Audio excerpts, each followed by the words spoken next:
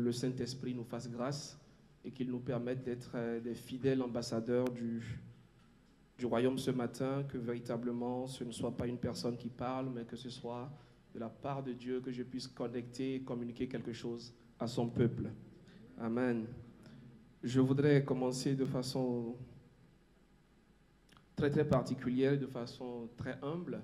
Je voudrais prendre quelques minutes, quelques instants pour honorer une personne au sein de cette assemblée. Je voudrais m'arrêter pour exprimer toute ma reconnaissance et ma gratitude envers Dieu pour la vie de notre pasteur. Pour sa vie, pour son ministère, pour son épouse, pour papa et maman, pour ce qu'ils font réellement pour nous, pour ce qu'ils représentent pour nous. Je veux véritablement reconnaître cet homme qui a été choisi pour nous guider, pour nous inspirer, pour être un modèle, un exemple. Papa, maman, merci beaucoup. Merci pour votre amour, merci pour votre humilité, merci pour votre sincérité, pour votre engagement à l'œuvre de Dieu, pour les sacrifices que vous consentez pour nous édifier. Parce que voilà, nous sommes un peuple avec des centaines de personnes, chacun avec sa particularité, mais vous êtes le père de la maison. Et on peut imaginer quand on a 2 enfants, 3 enfants, 5 enfants, ce que ça peut représenter. Et quand on en a des centaines, quel poids est-ce que cela peut être dans la vie d'une personne. La Bible dit que les anciens, que ceux qui nous apportent l'évangile, ceux qui sont des modèles, soient jugés d'un double honneur, qu'on les honore véritablement.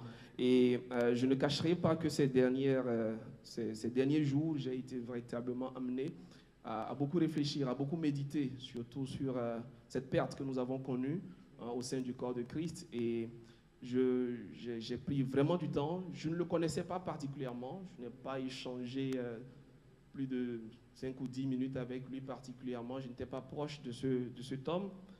Mais son départ m'a particulièrement affecté. Je ne sais pas dire pourquoi. Et j'ai beaucoup médité et j'ai tiré quelques leçons que je voudrais partager avec vous. La première, c'est effectivement que autour de nous, nous avons des bénédictions.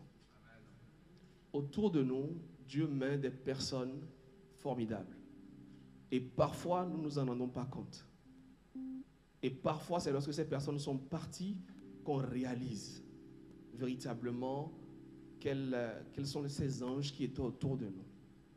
Et quand j'entendais tous les témoignages, toutes ces personnes, toutes ces belles choses qui étaient faites, je me sentais tellement petit. Et je me demandais si c'était le même Dieu qu'on servait. Je me demandais si c'était la même foi chrétienne qu'on communiquait. Quand j'entendais tout l'amour, toutes les bonnes choses, toutes les actions que cette personne-là a menées pendant sa vie, je me disais, on doit encore véritablement faire attention à notre vie chrétienne, à notre marche avec Dieu. Parce que ce que les gens manifestaient comme reconnaissance à son égard, c'est vraiment ce que Christ nous enseigne. Et nous devons revenir au basique. Et je voudrais véritablement nous inviter à honorer ceux qui sont autour de nous. Si vous avez des gens qui ont, d'une manière ou d'une autre, eu de l'impact dans votre vie, s'il vous plaît, prenez quelques instants. Parce que ces événements que nous vivons, ce sont des événements de la vie. Ils sont déjà arrivés, nous les avons vécus, et ils vont arriver encore. Malheureusement, c'était comme ça. Mais ce que nous pouvons faire, c'est utiliser chacun de ces événements-là pour anticiper, pour être un peu plus sage, pour être un peu plus mature.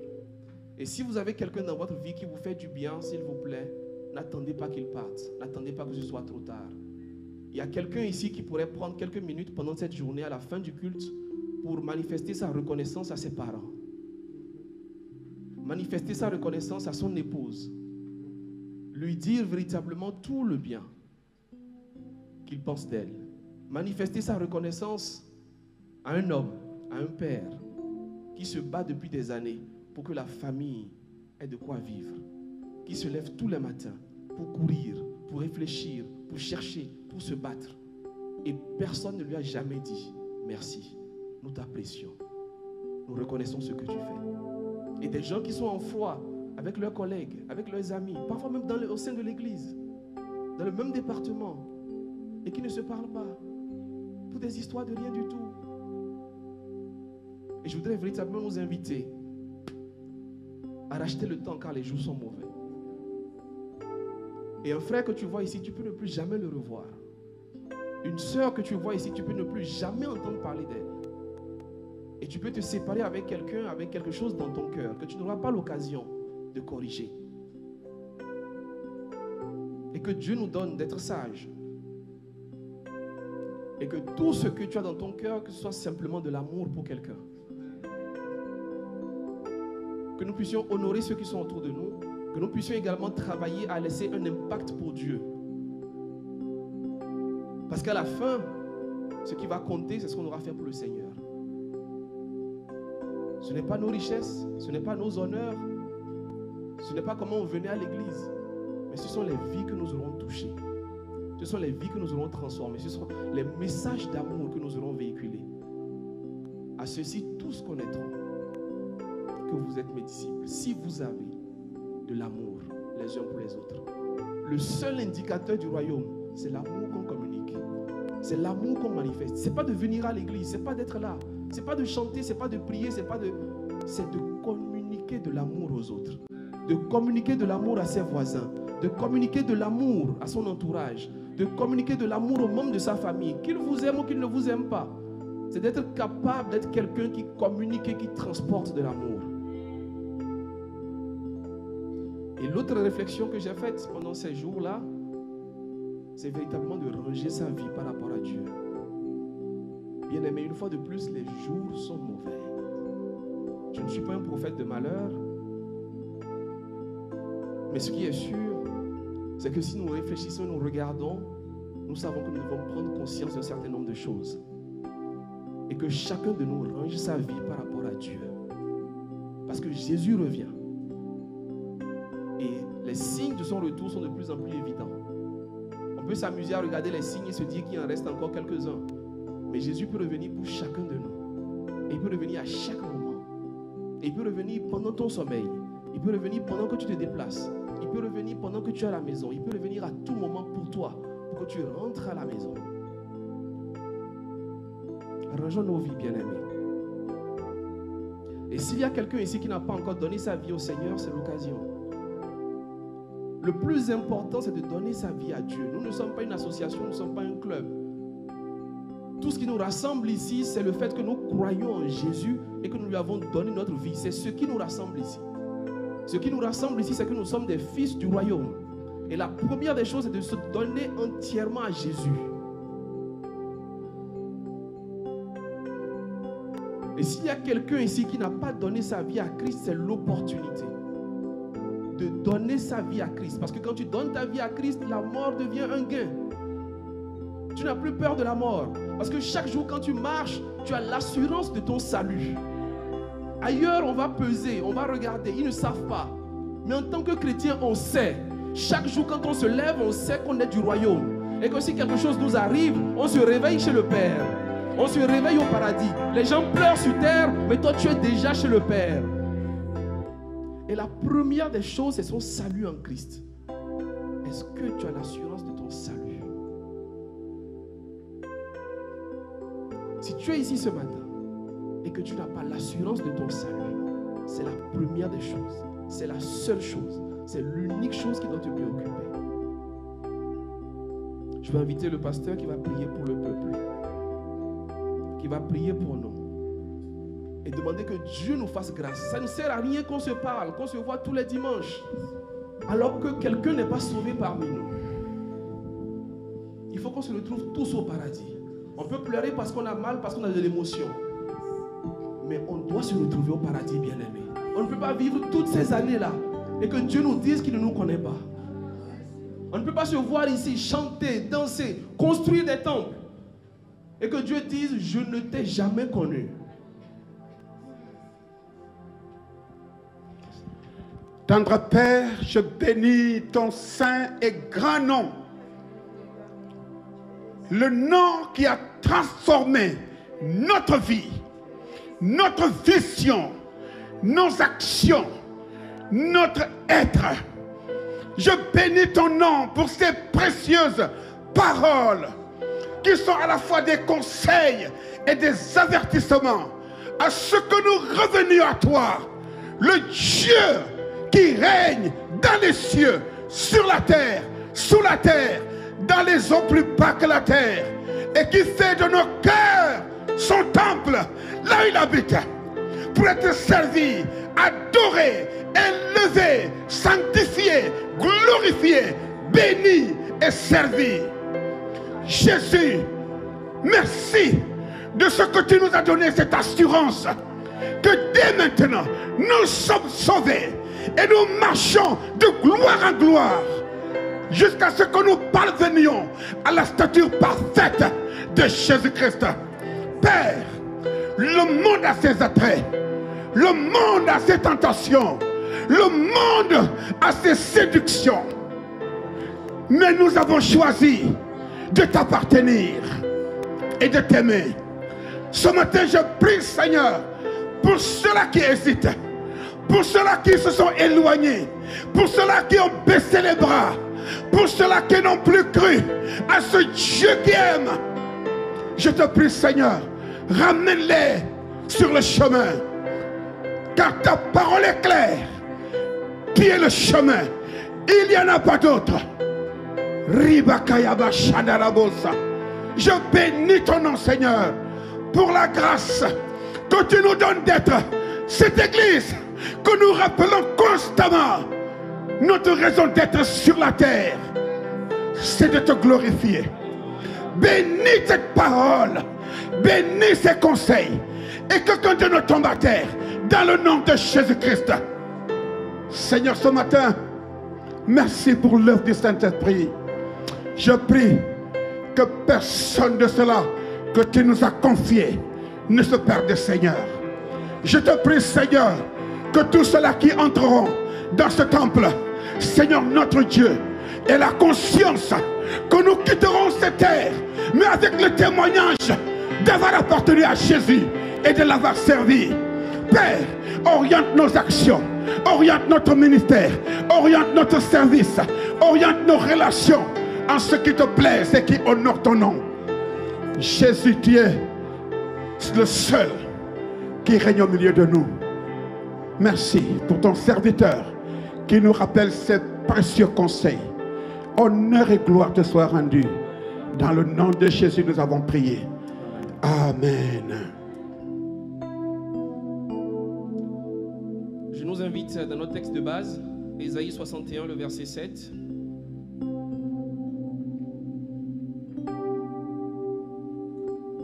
Ésaïe 61, le verset 7. Nous allons lire ensemble un passage que nous connaissons de plus en plus, puisque c'est l'un de nos textes de base. Au lieu de votre opprobre, vous aurez une double portion, ou plus précisément une portion double. Au lieu de l'ignominie, ils seront joyeux de leur part. Ils posséderont ainsi le double dans leur pays et leur joie sera éternelle. Amen. Amen, amen. Au lieu de votre opprobre, vous aurez une portion double. Ce matin, le thème que j'ai dans mon cœur et que je voudrais partager avec vous, le thème c'est du trouble au double. Amen. Amen, amen. Du trouble au double. C'est ce que je voudrais partager avec vous. Nous allons essentiellement nous consacrer dans le cadre de cet échange de ce matin-là à la première partie. Je ne suis pas sûr qu'on pourra tout aborder. On fera des efforts par la grâce de Dieu et par la puissance du Saint-Esprit. Amen. Amen, amen. Amen, amen, amen, amen. Nous bénissons le nom du Seigneur qui nous donne cette occasion. La parole de Dieu est vraiment quelque chose de spécial. La parole de Dieu nous permet véritablement de ranger nos vies, mais surtout d'être conduits par le Saint-Esprit, de comprendre l'orientation du Saint-Esprit, de comprendre les chemins, de comprendre réellement le chemin que nous devons emprunter pour aller plus loin. Ici, dans ce passage que nous avons commencé par aborder depuis le début de l'année, c'est la double portion. On parle de la double portion. Qu'est-ce que c'est ? La double portion, c'est la grâce, c'est la gloire de Dieu. C'est vraiment ce que Dieu a prévu pour nous. C'est ce double honneur-là, c'est cette double récompense, cette double part, comme on peut le dire. Bien sûr, ce n'est pas forcément le double des hommes, parce que les hommes vont multiplier ce que tu avais et voilà, se dire que si tu avais 1, tu auras 2, si tu avais 2, tu auras 4, etc. Mais ce n'est pas toujours le cas, parce que certains dans la vie chrétienne peuvent partir avec 0. Et si tu pars de 0 qu'on multiplie par 2, c'est un peu délicat. parce que voilà, tu n'as pas forcément grand-chose à la fin. Mais la bonne nouvelle avec Dieu, c'est que tu peux partir de zéro et te retrouver avec beaucoup, et surtout te retrouver avec tout ce que Dieu a prévu pour toi. Donc la double portion, effectivement, c'est le tout de Dieu. C'est le tout de Dieu, c'est ce que Dieu a prévu en abondance, en grâce, dans sa miséricorde pour chacun de nous. C'est sa provision, c'est sa providence. Alors nous allons commencer par deux vérités essentielles. Ce matin, nous allons commencer par deux vérités essentielles, deux vérités importantes. La première vérité que je voudrais souligner, que je voudrais rappeler, c'est que les situations désagréables, les situations tragiques, les situations de troubles sont réelles dans la vie du chrétien. Ça, c'est la première vérité que je voudrais nous rappeler ce matin. La Bible reconnaît les situations de douleur, les situations de pleurs, les situations de souffrance. La Bible reconnaît les situations de malheur, les situations de défaite. Elles sont réelles dans la vie du croyant. Les saisons existent. Et elles n'existent pas forcément parce que quelqu'un a péché. On ne rencontre pas des situations de trouble particulièrement parce qu'on a commis un péché ou parce qu'on s'est éloigné de la parole de Dieu. Les saisons existent dans la vie du chrétien et toute la Bible en parle. De la Genèse jusqu'à l'Apocalypse, nous avons plusieurs exemples. Nous avons l'exemple d'Abraham, nous avons l'exemple de Joseph, nous avons l'exemple de Gédéon, nous avons l'exemple même du prophète Élie, nous avons l'exemple de Jésus. Jésus, Jean 11, 35, Jésus pleura. Jésus a vécu un moment où il a pleuré. Jésus est entré en colère. Donc la Bible reconnaît qu'on peut avoir des saisons où on est dans la frustration, où on a mal, où on a vécu une trahison, où on a vécu une déception, où on a perdu un être cher, où on a perdu quelque chose qui nous tenait à cœur. La Bible reconnaît que ce sont des choses que nous pouvons vivre. La Bible ne nous encourage pas à faire semblant. L'idée, ce n'est pas de faire comme si tout va bien tout le temps. L'idée, ce n'est pas de se dire que la vie chrétienne sera une vie d'abondance et de bénédiction tous les jours. C'est déjà important de comprendre qu'en tant que chrétien, je dois m'attendre à vivre cela. Je ne l'aime pas, je ne l'apprécie pas, je ne voudrais pas, mais je dois savoir que ça viendra. Et certains ici ont déjà vécu ces situations-là. Certains aujourd'hui sont en train de les vivre.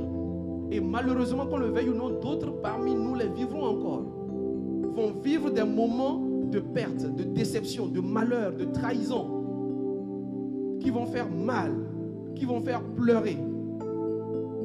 Au point où on va se demander, où est Dieu? Qu'ai-je fait de mal? Pourquoi le Seigneur me permet de vivre tout ceci? Et on peut vivre donc des situations au point où pour quelqu'un qui nous regarde, il peut avoir l'impression qu'on a fait quelque chose à Dieu. Comme dans l'exemple de Job et les réactions des amis de Job. Tous les amis de Job se sont retournés pour être convaincus que Job avait péché. Tellement ce qu'il vivait n'était pas normal. Et c'est là où nous, chrétiens, nous devons faire très attention.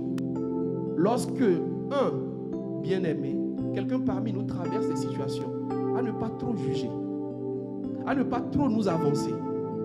Un chrétien peut vivre quelque chose de compliqué et pourtant il est en droiture avec Dieu. Mais on peut regarder un frère et dire, ce n'est pas normal, il y a quelque chose qui ne va pas. Bien-aimé, tout va bien. On peut regarder une sœur et se dire, c'est pas normal, elle ne peut pas avoir cet âge, elle ne peut pas être mariée. Ça veut dire qu'il y a quelque chose qui cloche. Rien ne cloche. Rien ne cloche. Tout va bien. On peut regarder quelqu'un dans les saisons qu'il traverse et se dire, non, il doit se repentir, il doit faire quelque chose, il doit faire ceci. Et s'avancer trop vite sur des conclusions. Et commencer même parfois à les répandre autour du frère. Et faire exactement le contraire de ce qu'il aurait fallu faire. C'est pour cela que quand on rencontre quelqu'un qui vit quelque chose, la sagesse nous demande d'abord de nous taire. La sagesse nous invite d'abord à nous taire, bien-aimés. Et la parole de Dieu nous invite à lui témoigner de l'amour, à le soutenir, à prier avec lui, à prier pour lui, à prier pour la personne. Et pas être cette personne-là qui accuse, mais être cette personne-là qui relève, qui soutient.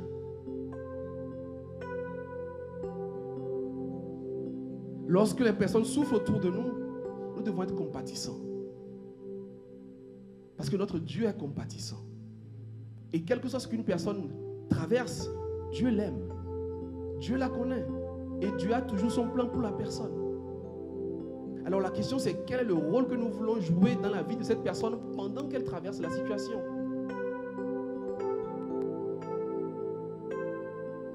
Les situations de tristesse arrivent. Mais la deuxième vérité, c'est celle de la bonne nouvelle, où nous savons du reste que toute chose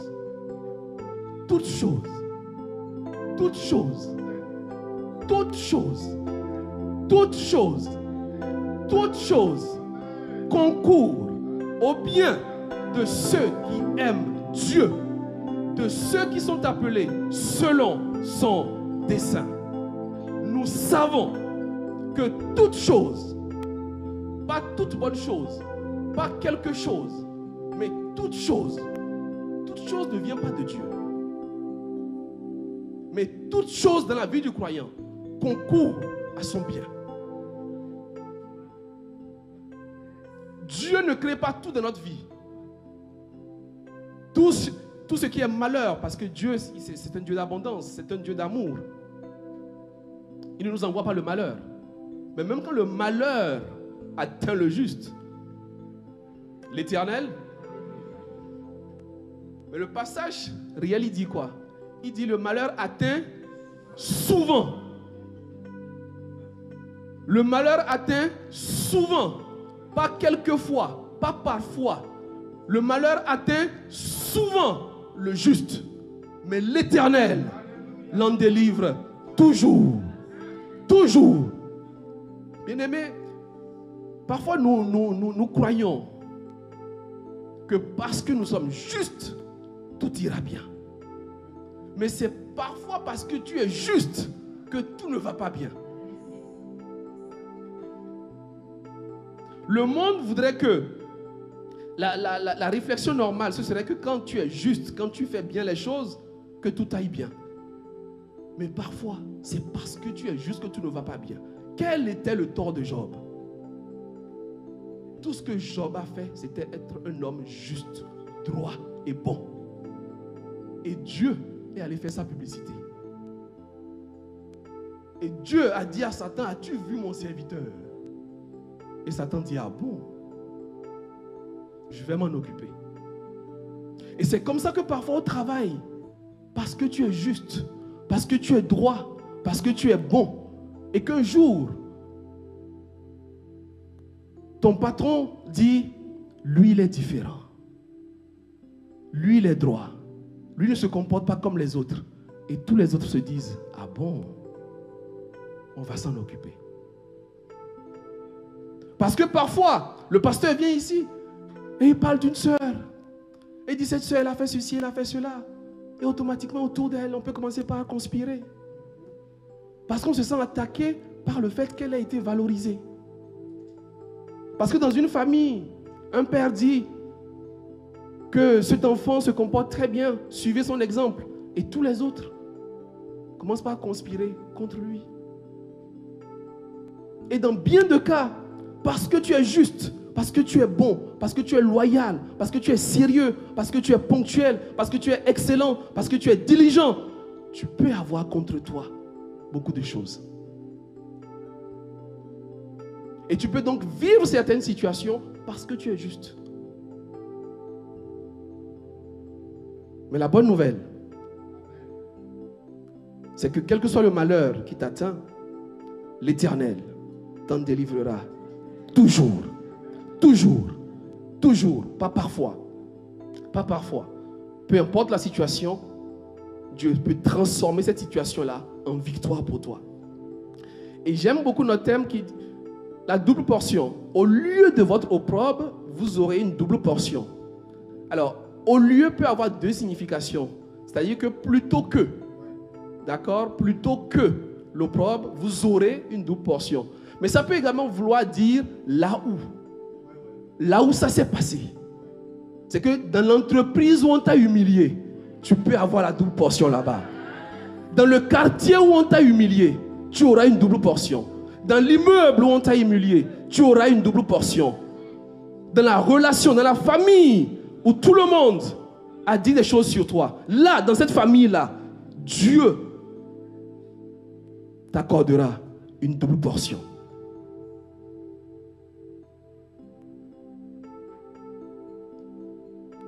Romains 8, 18. J'estime que les souffrances du temps présent ne sauraient être comparées à la gloire à venir qui sera révélée pour nous. J'estime que les souffrances du temps présent ne sauraient être comparées à la gloire à venir qui sera révélée pour nous. 2 Corinthiens 4, 8 à 10. 2 Corinthiens 4, 8, 10. Nous sommes pressés de toute manière, mais non réduits à l'extrémité. Dans la détresse, mais non dans le désespoir. Et ça, c'est une situation très, très, très difficile que seulement quelques-uns vivent. Nous sommes pressés de toute manière. Au verset 9, il dit persécutés, mais non abandonnés. Abattus, mais non perdus. Portant toujours avec nous dans notre corps la mort de Jésus, afin que la vie de Jésus soit aussi manifestée dans notre corps.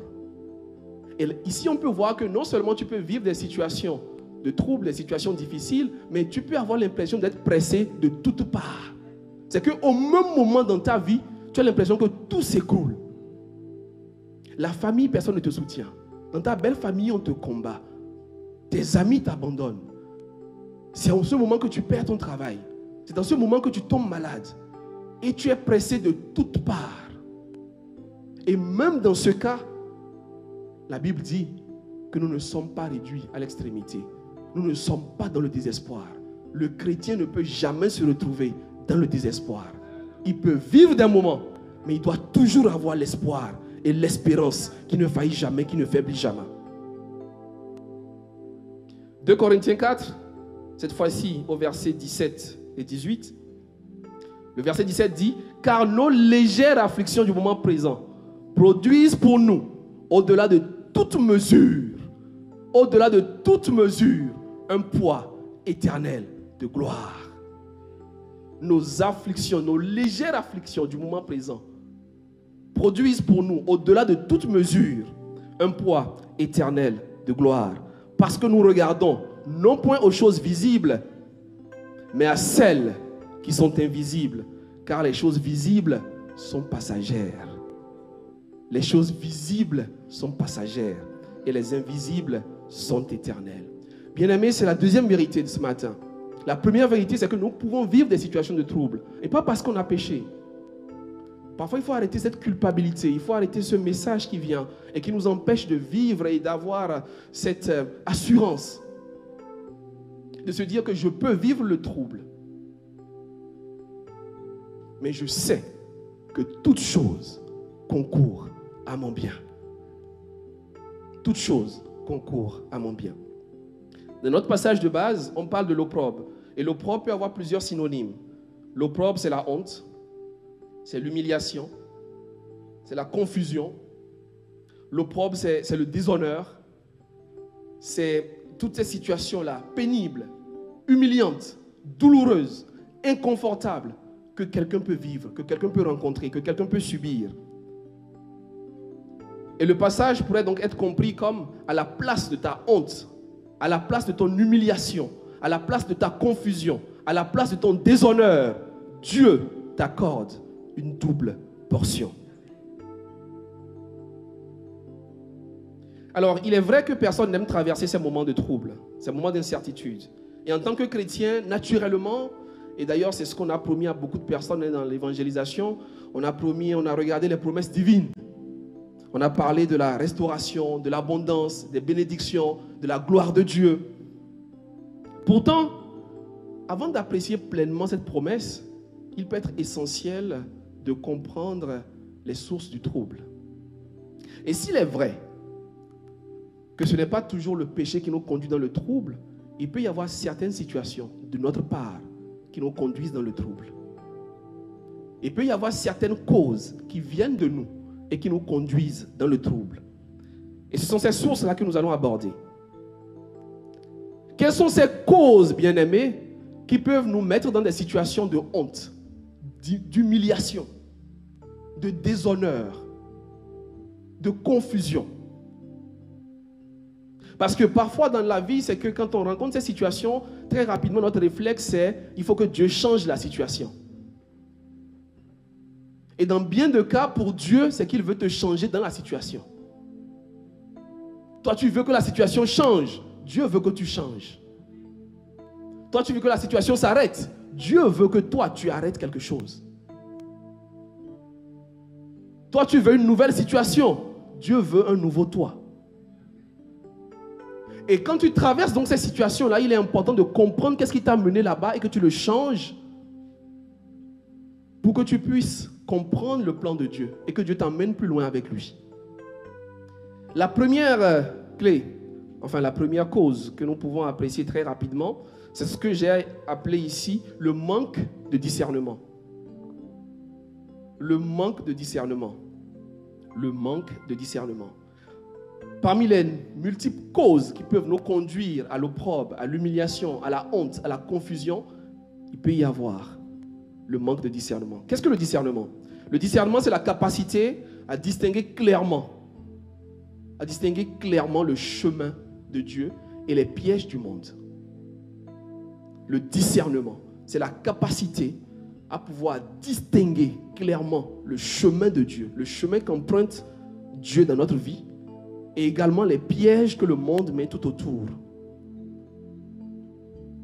C'est donc de réussir à être calé sur la sagesse divine.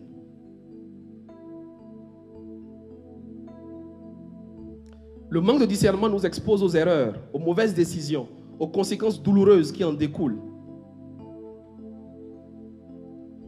Et je peux vous donner rapidement quelques références pour ce premier point. Ézéchiel 12, du verset 2 au verset 4. Ézéchiel 12, 2 à 4, qui dit ceci: Fils de l'homme, tu habites au milieu d'une famille de rebelles qui ont des yeux pour voir et qui ne voient point, des oreilles pour entendre et qui n'entendent point. Ils ont des yeux pour voir et ils ne voient pas. Ils ont des oreilles pour entendre et ils n'entendent pas. Et là, entendre ici, c'est entendre ce que Dieu veut réellement nous dire. Imaginons, bien-aimés, que ce serait passé. Qu'est-ce qui se serait passé avec la vie de Samuel si Élie n'avait pas reconnu l'appel qu'il recevait pendant la nuit?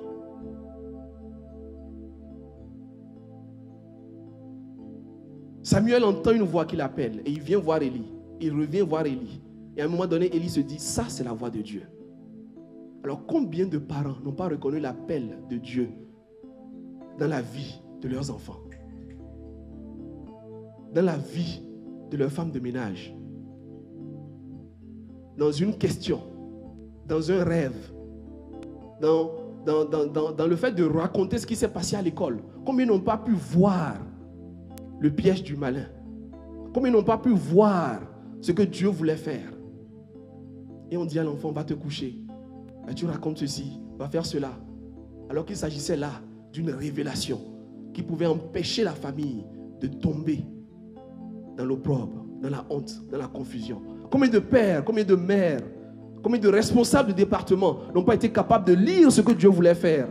Combien n'ont pas pu voir les gens que Dieu leur avait envoyés, les anges qui transportaient leur bénédiction? Combien n'ont pas pu voir les gens qui étaient autour d'eux et qui pouvaient les conduire dans une autre saison? Et qui ont manqué justement cette situation-là, qui se sont retrouvés aujourd'hui dans le trouble, dans le manque, alors que la visitation était passée. Ici, on dit qu'ils ont des yeux pour voir, ils ne voient pas. Ils ne sont pas aveugles, mais ils ne voient pas. Il y a regarder et il y a voir. Ils ont des oreilles pour entendre et ils n'entendent point. Le discernement. Acte 28, 27. Acte 28, 27. Car le cœur de ce peuple est devenu insensible. Ils ont endurci leurs oreilles et ils ont fermé leurs yeux, de peur qu'ils ne voient de leurs yeux et qu'ils n'entendent de leurs oreilles, qu'ils ne comprennent de leur cœur, qu'ils ne se convertissent et que je ne les guérisse. Le manque de discernement.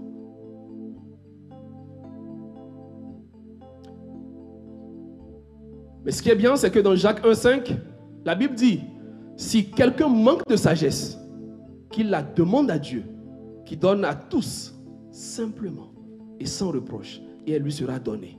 Bien-aimé, si tu manques de discernement, demande à Dieu. Et ma prière, c'est que chacun de nous cherche à avoir le discernement de Dieu. Dans le discernement de Dieu, on ne se trompe pas. On peut lire même ce qui est caché. On peut lire les relations, les personnes qu'il y a autour de vous. Vous pouvez voir des gens autour de vous qui vous sourient. Et penser même que ce sont des compagnons, des amis, des personnes en qui vous pouvez avoir confiance. Alors qu'en réalité se cache là le destructeur. Il y a 3 types de personnes auxquelles il faut faire très attention dans la vie. Il y a les méchants en premier. Les méchants. Proverbe 4, à partir du verset 14. Proverbe 4 parle des méchants, des gens mauvais. Proverbe 4, 14. N'emprunte pas le sentier des méchants et ne t'avance pas sur le chemin des hommes mauvais. Évite-le, n'y passe pas. Détourne-toi de lui et passe plus loin. En effet, verset 16. En effet, ils ne dorment pas tant qu'ils n'ont pas fait le mal. Il y a des gens qui ne dorment pas tant qu'ils n'ont pas fait du mal. C'est écrit dans la Bible. Il y a des gens qui ne dorment pas tant qu'ils n'ont pas fait le mal. Et ils sont là dans le monde. Et on les côtoie. Il faut avoir le discernement pour les reconnaître. Ils sont là, dans ton quartier, dans ton immeuble, dans ton entreprise. Quand tu te déplaces, ils sont là. Dans ta famille. Oui, verset 17. Le pain qu'ils mangent, c'est la méchanceté. Le vin qu'ils boivent, c'est la violence. Le pain qu'il mange chaque jour, c'est la méchanceté. Parfois, tu te demandes qu'est-ce qu'il gagne. Pourquoi il fait ça? Mais il est méchant. Il est mauvais. Et ce sont des gens dont la Bible parle, que nous devons reconnaître, identifier. Mais comment tu le reconnais? Il n'a pas de type d'habit. Il n'a pas une manière de marcher ou de parler. Mais ils sont là parmi nous. Et c'est le discernement qui nous permet de faire attention à ces personnes-là. Et parfois, on leur confie nos secrets. Parfois, on parle avec eux. On les amène à la maison. On leur donne des choses. On leur ouvre nos portes. On leur partage nos secrets. Et on dit, c'est mon ami, c'est ma connaissance. Il est bien, il est ceci. Pour après se retrouver au lieu de l'opprobre. Et commencer par pleurer à Dieu. Parce qu'on n'a pas eu le discernement de savoir qui est qui. Les méchants. Ensuite, il y a les gens égoïstes. Les égoïstes. Tout pour eux. Ils vous font croire qu'ils vous aiment, qu'ils vous apprécient. Mais tout le problème, c'est leur propre gain. Et Jésus avait un égoïste dans son équipe qui, après tout ce qu'il a vu, a été capable de prendre l'argent pour lui et de livrer son maître. Et les égoïstes, après ils vont regretter. Après ils pleurent, après ils se repentent. Mais ils t'ont déjà trahi. Ils t'ont déjà vendu. Ils t'ont déjà conduit au lieu de la confusion. Ils ont déjà transmis tout ce qu'ils avaient sur toi. Des gens qui ne pensent qu'à eux. Tout pour eux. Quand il n'y a plus rien, ils ne sont pas là. Mais dès qu'il y a quelque chose, ils veulent tout. Et ils sont là tous les jours avec toi, à te faire croire qu'ils t'aiment, qu'ils t'apprécient, juste pour avoir leur simple intérêt. Et le discernement doit te permettre de les connaître. Et des gens sont entrés comme ça dans des familles et ont volé leur bénédiction. Sont entrés dans des familles et ont pris leur bien. Sont entrés dans des relations, sont entrés dans des entreprises et ont pris des choses. Parce que il n'y avait pas le discernement. Et la troisième catégorie, c'est qu'il y a les naïfs. Et souvent, les naïfs sont les plus difficiles à reconnaître et à combattre. Parce qu'ils sont là, ce sont des gentils. Ils ne font de mal à personne. Mais ils sont tellement naïfs que finalement, ils vous apportent du tort. Il y a des gens qui sont naïfs. Ils ouvrent la porte à tout le monde. Ils sont gentils avec tout le monde. Ils discutent avec tout le monde. Ils invitent tout le monde. Ils sont naïfs. Dès qu'on lui dit quelque chose, il croit. Il prend tout l'argent de la famille, il va investir quelque part. Mais qu'est-ce qui s'est passé? Oui, il m'a dit que, oui, il m'a promis que, oui, il paraît que. Et on se retrouve dans le moment de la confusion pendant des années à cause d'une décision de quelqu'un. Il se lève un matin, il quitte son travail. Ah, lui, il démissionne, il va trouver mieux. Ah, lui, il est fâché, il est énervé. Ah bon? Ah bon? Un naïf.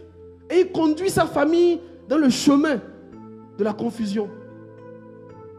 Il travaille pendant des années, zéro économie, rien du tout.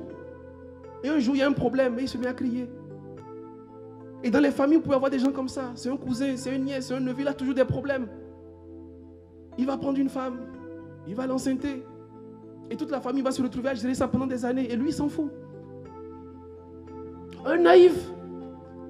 Et les gens se rassemblent pour en parler, pour cotiser, pour discuter, pour trouver des solutions. Déjà loin.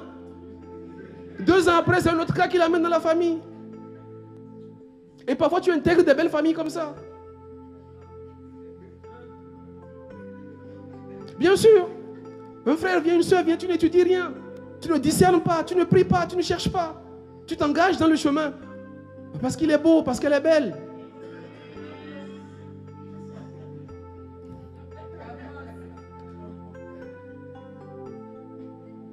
Pour prendre une décision, il faut réfléchir.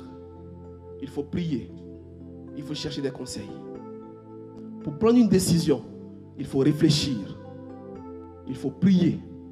Et il faut avoir des conseils. Le point numéro 2 qui empêche les gens de vivre le meilleur de Dieu et qui peut les conduire dans le trouble, dans la désolation, dans la confusion, c'est ce que j'ai appelé ici l'insouciance, la négligence. Être insouciant, être négligent, ce qui peut signifier ne pas accorder une importance à ce que tu as dans ta vie.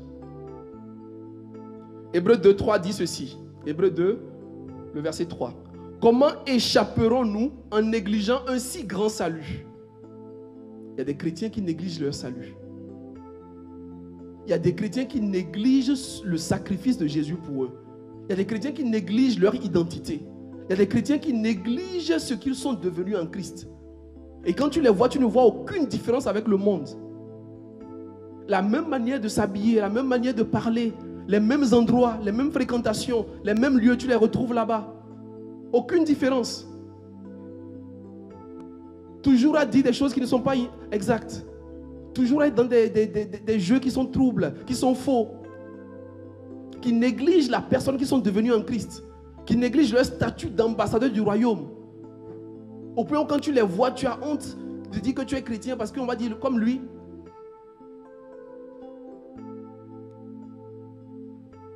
Négliger le salut, négliger l'onction, négliger la prophétie qui a été déclarée, négliger la prédication qui a été faite. Tu sais qu'elle te concerne. Tu sais que tu dois prendre des actions par rapport à cela. Mais tu ne fais rien. Mais tu sais que la parole qui a été déclarée, tu sais que ce qui a été sorti, c'est pour toi, c'est pour ta famille. Mais aucune décision, aucune action, rien du tout. Dans une semaine, dans un mois, dans 3 mois, on te retrouve dans la même situation. Tu n'as pris aucune initiative, aucun moment de prière, aucun moment de méditation, aucun engagement à la sainteté, à la sanctification, aucun acte de repentance, aucune envie de te rapprocher d'un ancien, d'un diacre, du pasteur, de mon pasteur, pour échanger, pour trouver la solution. Rien. Il sort, il rentre tel qu'il est venu. Il néglige tout ce qui est fait ici. Dimanche, c'est une tradition. On va à l'église, on rentre. Et on revient dimanche prochain, si on veut. Parce qu'il y a des gens qui viennent dimanche quand ils veulent. Quand il est content. Sinon tu l'appelles après, oh bon, non je ne suis pas venu, non. Qu'est-ce qui s'est passé frère? Bon, je ne le sentais pas. Non, on se voit dimanche prochain. C'est pas grave. Nous sommes dans un voyage où chaque étape compte. Toi tu manques des étapes, ça ne te dit rien. Tu ne cherches même pas à savoir de quoi vous avez parlé dimanche passé. Quelle est la parole qui est sortie? Quand tu es allé à l'école, tu manques un cours, tu vas recopier. Mais maintenant, tu manques un culte, tu manques un programme, ça ne te dit rien du tout. Tu avances. Oh, ils vont, non, c'est pas grave. C'est toi qu'on doit chercher. Et ce que Dieu avait prévu, tu négliges ton salut, ton parcours, ta transformation. Donc pour toi, ce que Dieu avait sorti là, c'est que ça ne te concernait pas. Dieu va se débrouiller pour que toi, tu le reçoives ailleurs. Oh, bien aimé, il faut qu'on se prenne au sérieux. La marche chrétienne, c'est une marche de discipline. Nous sommes en combat. C'est pour ça que la Bible parle de la victoire et du triomphe. Nous sommes des soldats de Christ. Et un soldat ne se comporte pas comme il veut. Il y a des règles dans une armée. Il y a des règles dans une armée. On ne se comporte pas comme on veut pour avoir la victoire. Un soldat, quelqu'un qui doit jouer, un champion, il a une rigueur de discipline et de marche. Mais l'église, c'est l'endroit où chacun fait ce qu'il veut, quand il veut, comme il veut. Sans prendre au sérieux son salut, la révélation, ce qui est dit, sans prendre au sérieux ses engagements. Dans Juge, le chapitre 11, nous avons là une belle histoire qui nous montre l'importance de nos engagements. Juge 11, je vais lire rapidement, c'est une petite lecture à partir du verset 30. C'est l'histoire de Jephthé pour les lecteurs de la Bible. Nous allons voir l'insouciance, la négligence, comment ça peut nous conduire dans l'opprobre. Juge 11, 30. Jephthé fit un vœu à l'Éternel. Là, c'est magnifique. C'est bien de faire des vœux. Il fit un vœu à l'Éternel et dit, si tu livres entre mes mains les fils d'Amnon, quiconque sortira des portes de ma maison au-devant de moi, à mon heureux retour de chez les fils d'Ammon, sera consacré à l'Éternel. Et je l'offrirai en holocauste. C'est Jephthé. Dieu ne lui a rien demandé. Lui seul, il est allé voir Dieu pour dire, si tu livres entre mes mains ce peuple, quiconque sortira de ma maison en premier, je te l'offre. Je vais le sacrifier pour toi en holocauste. Jephthé marcha contre les fils d'Ammon et l'Éternel les livra entre ses mains. Il leur fit éprouver une très grande défaite. Et les fils d'Ammon furent humiliés devant les enfants d'Israël. Jephthé retourna dans sa maison. Et voici, sa fille sortit au-devant de lui avec des tambourins et des danses. C'était son unique enfant.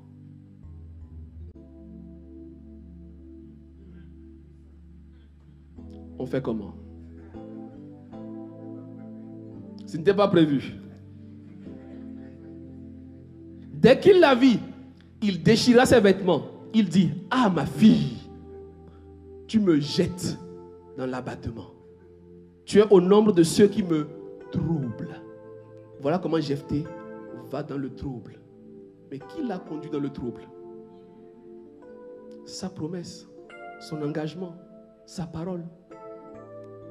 Et voilà comment beaucoup d'entre nous, mesdames et messieurs, chers amis, bien-aimés, frères et sœurs, voilà comment plusieurs d'entre nous se sont retrouvés dans le trouble en ayant promis quelque chose, sans nous assurer qu'on pouvait réellement le tenir.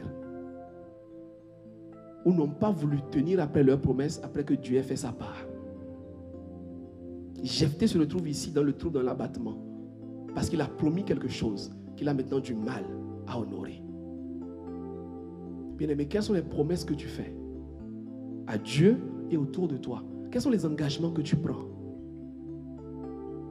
Parfois, dans l'excitation, dans la joie, on s'engage sur des choses qu'on oublie même, qu'on ne note même pas et qu'on ne respecte pas. Alors que ta parole a un pouvoir. La vie et la mort sont au pouvoir de la langue. Et quiconque l'aime en mangera les fruits. La vie et la mort sont au pouvoir de la langue. Et c'est avec la langue, c'est avec nos déclarations que certains se sont condamnés eux-mêmes, qui se sont retrouvés dans le trouble, comme Jephthé. Dans Matthieu 14, on a également la même situation. Matthieu 14, 6. Matthieu 14, 6. Or, lorsqu'on célébra l'anniversaire de la naissance d'Hérode, la fille d'Hérodias dansa au milieu des convives et plut à Hérode, de sorte qu'il promit avec serment de lui donner ce qu'elle demanderait. Comment un roi peut-il promettre à une jeune fille de lui donner tout ce qu'elle demanderait? Parce qu'il a dansé. Parce qu'elle a dansé. Parce qu'elle a dansé. À cause d'une danse, un roi, il promet ce qu'elle va demander. Combien de fois les chrétiens ont-ils promis de donner tout à cause d'une situation? Je suis prêt à tout. Pour un travail, pour un contrat, pour un mariage, pour une promesse, pour un bien, pour un téléphone, pour une voiture, je suis prêt à tout. Et ce tout, et cette promesse peut te conduire dans l'opprobre, dans la confusion, dans la désolation. Et voilà ce qui se passe ici dans cette histoire, c'est que la fille ne commet pas la même folie que le roi. La fille, elle, au lieu de répondre tout de suite, elle demande à sa mère. Ce que le roi aurait dû faire. C'est le roi qui aurait dû demander à son conseiller, qu'est-ce qu'on peut faire à cette fille qui danse là? Et c'était au conseiller de proposer quelque chose. Et même si le conseiller faisait une promesse, ce n'est pas le roi qui a promis. C'est le conseiller qui a promis. Mais le roi qui ne demande pas conseil, il s'engage. Et c'est la fille qui va demander conseil à sa mère. Et sa mère dit, j'ai maintenant une occasion d'en finir avec ce prophète. Et la fille va demander la tête de Jean-Baptiste. Et voilà comment un roi, dans une cérémonie d'anniversaire, se retrouve à être un meurtrier. Parce qu'il est content. Parce qu'il était joyeux d'une danse. Il se retrouve à être complice d'un meurtre. À être instigateur d'un meurtre. Et la Bible dit, le roi fut attristé. Il s'est retrouvé dans la tristesse à cause de quelque chose qu'il a promis. À cause de quelque chose qu'il a promis lui-même, il se retrouve triste. Bien-aimés, dans la vie, souvent nous prenons nos décisions par émotion. Et l'émotion est la pire des choses avec laquelle on peut prendre des décisions. Parce qu'on est content ou parce qu'on est fâché, on prend des décisions. Il faut faire très attention à ne pas faire des promesses quand on est content et à ne pas prendre des résolutions quand on est fâché. Il faut toujours avoir de la tempérance, le fruit de l'esprit. Avoir de la patience, être capable de se calmer avant de s'engager, de décider. Parce que l'émotion vous conduira sur des sentiers terribles. Des moments de confusion, de tristesse, de douleur, de malheur à cause de votre émotion. Vous étiez fâché, vous avez dit quelque chose à votre supérieur. Vous étiez énervé, vous êtes comporté d'une certaine manière. Vous étiez énervé, vous avez parlé d'une certaine manière à votre mari. Et il n'a jamais oublié cela. Vous étiez fâché, vous avez pris des engagements, vous avez dit quelque chose à vos parents. Et ça s'est retrouvé être un malheur pour vous plus tard.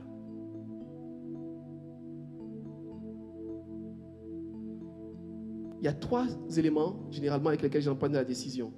L'émotion, qui est donc la pire des décisions. Ensuite, il y a la raison. Là, les gens réfléchissent. Donc, il y a les faits, leur connaissance, leur expérience. Et après, il y a le discernement. Beaucoup réfléchissent avec leurs émotions. Certains passent à la raison. Ils sont toujours en train de calculer, de justifier. Tant qu'ils ne voient pas, ils ne s'engagent pas. C'est déjà mieux que l'émotion. Mais ce avec quoi les chrétiens sont conduits, ce n'est pas l'Esprit de Dieu. Le chrétien est conduit par l'Esprit de Dieu. Il n'est pas conduit par ses diplômes, par sa connaissance, par son expérience. Le chrétien est conduit par l'Esprit de Dieu. Ceux qui sont fils de Dieu sont conduits par l'Esprit de Dieu. C'est ça qui fait la différence. C'est là où tu déposes ton CV, personne ne savait. Qu'est-ce que tu vas faire là-bas? Mais c'est l'Esprit de Dieu. Là où tout le monde va, tu ne vas pas là-bas, tu vas à contre-courant. Moi, j'ai vu des gens trouver de très bonnes situations dans des organismes internationaux, de très bonnes situations. Et aller s'engager là-bas. Mais ce n'était pas le discernement. Ils se sont retrouvés dans des voies de malheur. Ils ont regretté tout ce qu'ils ont engagé comme action. Après avoir quitté là où ils étaient. Parce qu'ils n'ont pas suivi le discernement, la voie de Dieu. Parce que toute porte n'est pas une porte de bénédiction. Le cimetière a des portes. La prison a des portes. L'hôpital a des portes. Ce n'est pas dans toute porte qu'on entre. Ce n'est pas toute opportunité qu'on suit. On suit les opportunités que Dieu a pour nous. Ce n'est pas toute opportunité qu'on attrape, qu'on accroche. On réfléchit, on prie et on demande des conseils avant de s'engager.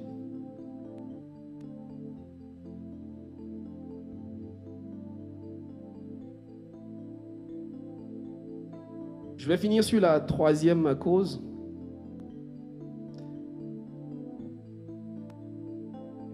La 3e cause que je voudrais mentionner, c'est l'abus. L'abus et la mauvaise utilisation qui peuvent également nous conduire vers l'opprobre. L'abus et la mauvaise utilisation. Une autre source significative, une autre source majeure du trouble dans notre vie, c'est l'abus ou la mauvaise utilisation des ressources, des dons, des bénédictions, des opportunités que Dieu nous confie. Bien-aimés, nous ne pouvons pas espérer avoir la double portion si nous n'avons pas bien géré la première portion.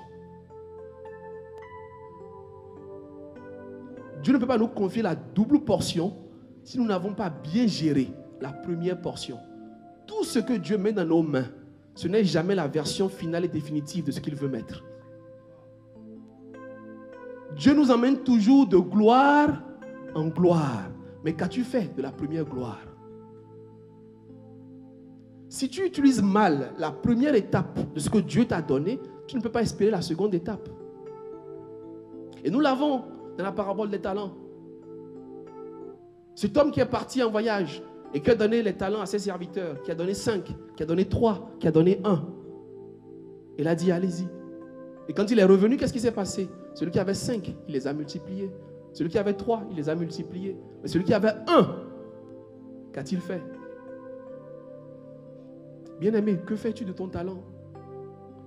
Comment utilises-tu ton talent pour que Dieu veuille en rajouter? Pour te donner la double portion.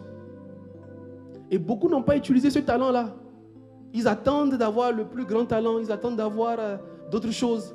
D'être aussi bon que tel frère. De chanter aussi bien que telle sœur. D'être aussi à l'aise en prédication que tel diacre. D'être aussi bon dans la prière que le respo-pierre. D'être aussi X, d'être aussi Y. Il veut attendre d'avoir un certain niveau avant d'explorer ce don que Dieu lui a donné. C'est une mauvaise utilisation. Parce que quand le maître est revenu, qu'est-ce qu'il a fait? Celui qui n'avait pas développé son talent, il ne lui a pas donné plus. Qu'est-ce qu'il a fait? Il a arraché son talent et lui a donné à celui qui avait déjà plus. Et il s'est retrouvé dans la double portion. Parce que là, à ce moment-là, celui qui avait reçu 5, il était maintenant dans la double portion, il avait 10. Et on lui a rajouté, ça faisait 11. Et celui qui avait 1, on lui a retiré. Donc il est passé de 1 à 0, l'autre est passé de 5 à 11. Où est la double portion? Qu'est-ce qui a créé la double portion? Qu'est-ce qui a créé la double portion? Bien-aimé, comment utilises-tu ce que Dieu t'a donné? Ton don, ton talent, tes capacités. Comment utilises-tu cela aujourd'hui? Le mets-tu au service de Dieu? Honores-tu ce que Dieu t'a donné? Et il y a plusieurs façons d'abuser de ce que Dieu nous a donné. Et l'un de ces abus-là, très rapidement, c'est le temps. Il y a beaucoup de chrétiens qui n'utilisent pas correctement le temps que Dieu leur a donné. Votre temps, notre temps, mon temps appartient à Dieu. Comment est-ce que je l'utilise? Cette grâce-là que Dieu m'a donnée, d'être en vie, d'être là, d'être avec les gens, d'avoir 24 heures chaque jour, qu'est-ce que j'en fais pour Dieu? L'abus des opportunités. Négligez de saisir les opportunités que Dieu vous a données. Dieu vous donne des idées, des opportunités, des possibilités, des connexions. Vous les négligez. Nous les négligeons. Et nous espérons avoir plus. Nous espérons aller plus loin. Alors que nous n'arrivons pas à utiliser bien les premières opportunités que Dieu nous a données. Le stage que tu as, l'emploi que tu as, l'option que tu as, le contrat que tu as, la première possibilité que tu as, tu ne l'utilises pas bien, tu ne l'honores pas. Mais tu veux que Dieu te donne la double portion. Tu espères que Dieu t'amène plus loin. La Bible dit que c'est celui qui a été fidèle dans les petites choses. C'est seulement à lui que Dieu confiera les plus grandes. Quelles sont les petites choses que Dieu t'a confiées aujourd'hui? Dans l'église, dans ta famille, dans ton travail, dans cette nation. Quelles sont les petites choses que Dieu t'a confiées? Des personnes, des amis, des âmes, des requêtes, des chantiers, des projets. Qu'est-ce que Dieu t'a confié? Comment l'utilises-tu pour espérer avoir la double portion? L'abus des accès à des autorités, à des personnalités, à des personnes. Il y a des gens qui abusent de leur relation, de leur proximité avec d'autres personnes. Parce que Dieu lui a fait la grâce de connaître certaines personnes, il en abuse. Il les appelle tout le temps, il est là-bas tout le temps, il perd le temps de ces personnes et on finit par lui fermer les portes. Quelqu'un qui était connecté à des autorités, à des personnalités, aujourd'hui on ne veut plus le voir. Aujourd'hui quand il appelle, personne ne décroche plus. Parce qu'il a mal utilisé cet accès que Dieu lui avait ouvert. Et parfois on ne fait pas preuve de discrétion. On ne fait pas preuve d'humilité. Parce qu'on connaît quelqu'un, on arrive dans son bureau comme si on était dans un marché. On rentre là-bas, on l'appelle comme on veut, devant ses employés, devant ses collaborateurs. Et dès que vous sortez, la personne ne dit plus jamais de me laisser rencontrer cette personne-là. Et pourtant, vous êtes un chrétien. Mais il dit, je ne le rencontre plus jamais. Parce que vous avez installé le déshonneur. Vous avez manqué de respecter ce niveau d'autorité-là. Vous entrez dans le bureau de quelqu'un, il vous installe. Le temps de revenir, vous avez déjà pris toutes les photos. Vous êtes avec une personne au restaurant, vous prenez tout et vous allez balancer quelque part. Allez montrer que vous connaissez telle personne. Vous êtes avec des amis, je l'appelle, tu vas voir que je le connais. Comme si c'était votre ami, votre camarade. Et des gens se sont fermés des portes comme ça, se sont retrouvés dans la confusion, dans la tristesse. Ah non, moi, le propriétaire, je fais ceci, je le gère, je... Et d'une manière ou d'une autre, il l'apprend. Et tu ne comprends pas comment est-ce qu'en une semaine, tu es viré de là. Et tu te retrouves dans la confusion, dans l'humiliation, sans savoir que tu es la propre cause de ton malheur. L'abus à des personnes, des gens qui vous ont fait confiance, des gens qui vous ont ouvert leurs bras, des gens qui vous ont donné des choses qui étaient là pour vous. Et vous avez montré une ingratitude notoire et caractérisée. Oui, bien-aimé, il y a des gens qui sont ingrats d'un niveau.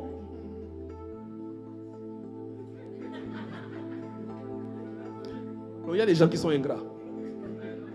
Il y a des gens qui sont ingrats. Il y a des gens qui sont ingrats.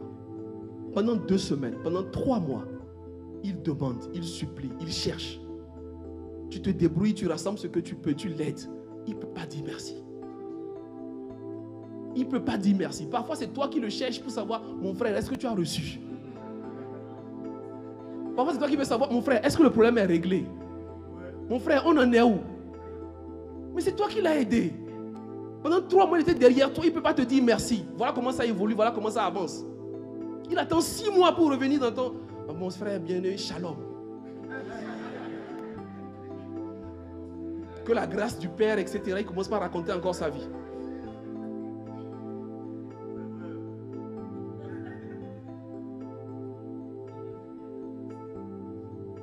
Bien-aimés, ressaisissons-nous. Dieu veut nous conduire dans la double portion. Mais ça ne dépend que de nous. Ça ne dépend que de nous. Nous devons déjà comprendre ce que nous avons fait avec la première partie. Et être capable véritablement de nous montrer dignes, prêts pour le prochain niveau.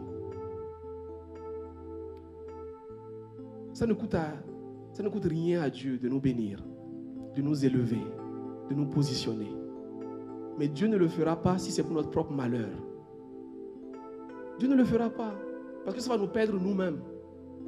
Il y a besoin de briser certaines choses en nous, de nous aider à réaliser certaines choses et d'être conscient de cela pour la suite, pour qu'il nous confie de plus grands projets, beaucoup plus de personnes, beaucoup plus de parts dans son royaume.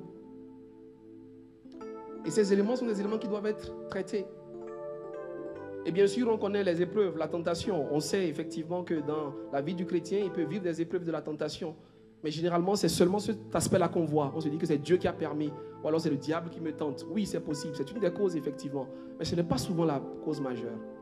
Dans notre vie, il y a beaucoup de choses qui attirent les situations de trouble, de doute, d'humiliation, de malheur. Et que le Saint-Esprit nous les révèle. Pour qu'au lieu de notre opprobre, nous ayons une double portion. Parce qu'à ce lieu-là, nous avons corrigé les choses. Nous nous sommes repentis. Nous avons changé de vie. Nous avons changé de manière, de caractère, d'attitude. Et Dieu nous restaure. Parce que Dieu peut restaurer. Il peut restaurer les années, il peut restaurer les opportunités, il peut restaurer les personnes, il peut restaurer tout ce que tu as perdu. Dieu peut le restaurer. Et en un jour, en une semaine, en un an, tu peux rattraper 10 ans de vie. Dieu restaure. Dieu peut restaurer ta santé. Il peut restaurer ton mariage, tes finances. Il peut restaurer ton travail. Il peut restaurer ton positionnement, ton onction, ton élévation. Dieu peut te restaurer. Cela ne dépend que de toi. Cela ne dépend que de toi. Dieu peut nous restaurer.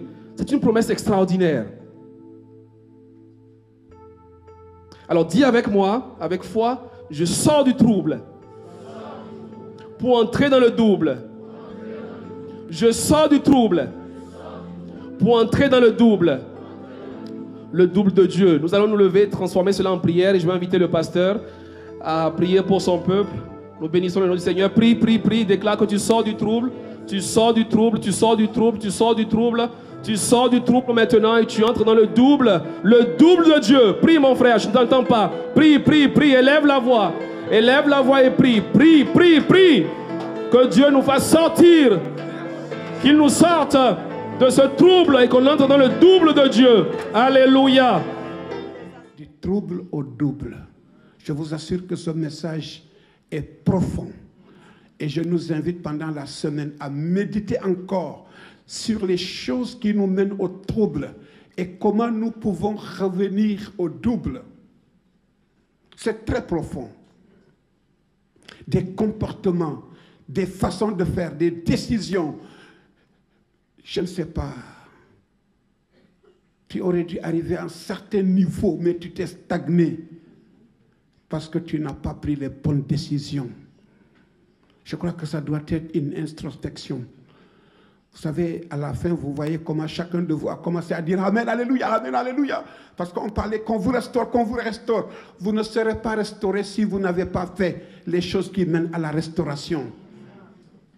Alléluia. Ce thème est très profond pour nous cette année. Le double, c'est le tout de Dieu. Il nous a dit c'est le tout de Dieu. C'est le tout. Et Dieu est prêt. Cela dépend de nous. C'est sorti de la bouche de son serviteur. Cela dépend de toi. Bien-aimé, Dieu est prêt.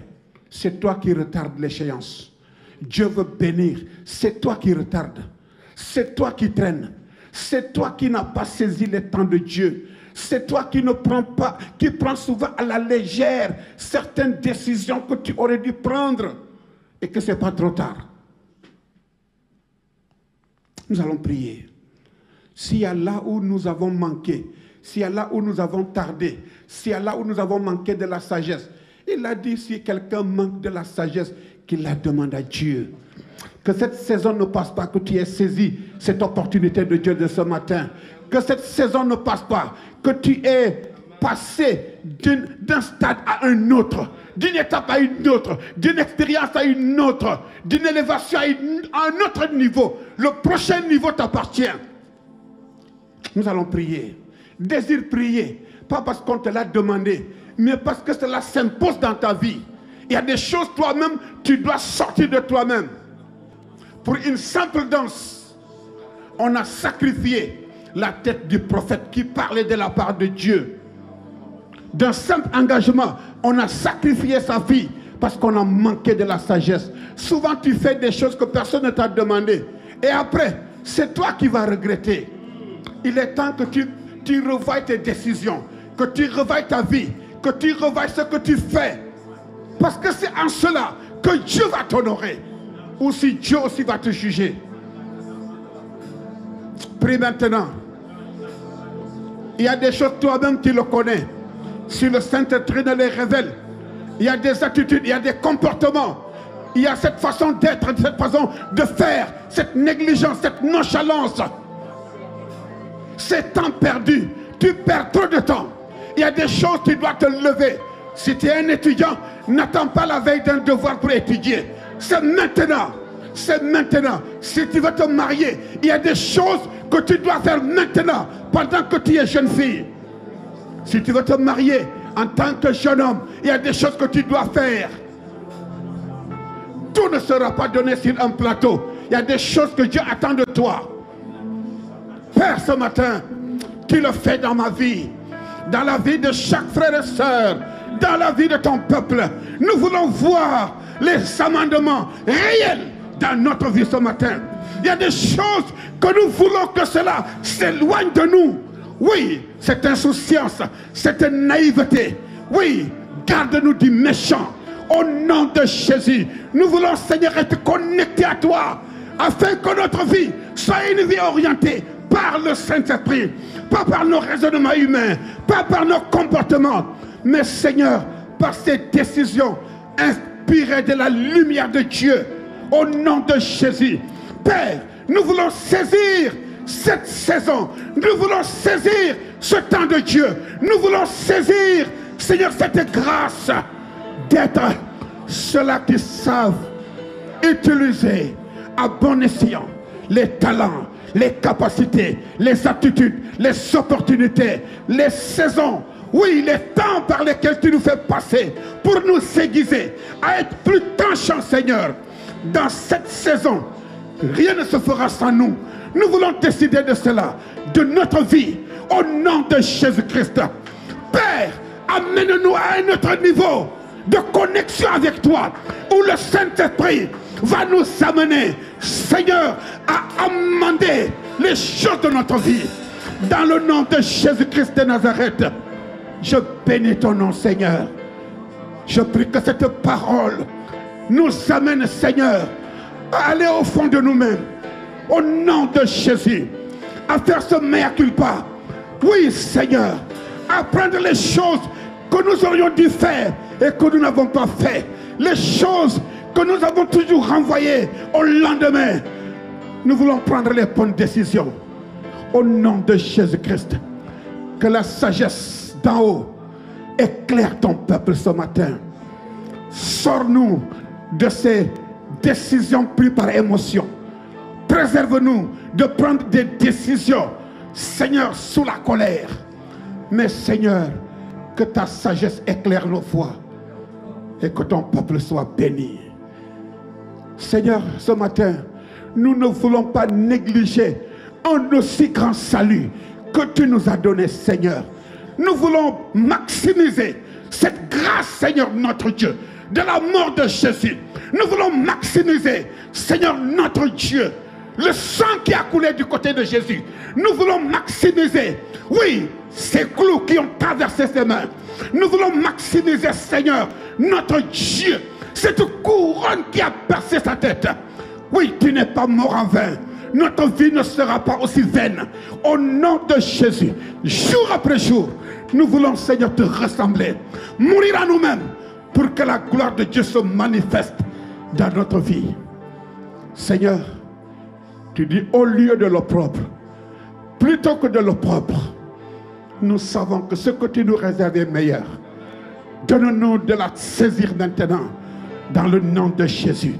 Lorsque ce peuple sortira de ce lieu, Seigneur, qu'ils reconnaissent que tu nous as parlé et que nous avons pris la décision d'obéir à ta voix. Je prie que l'ennemi ne vienne pas arracher ou comme des oiseaux du ciel picorer, mais que cette parole trouve une bonne terre, un cœur sensible, et que toute la gloire te revienne. Au nom de Jésus, nous avons prié. Amen, amen, amen, amen.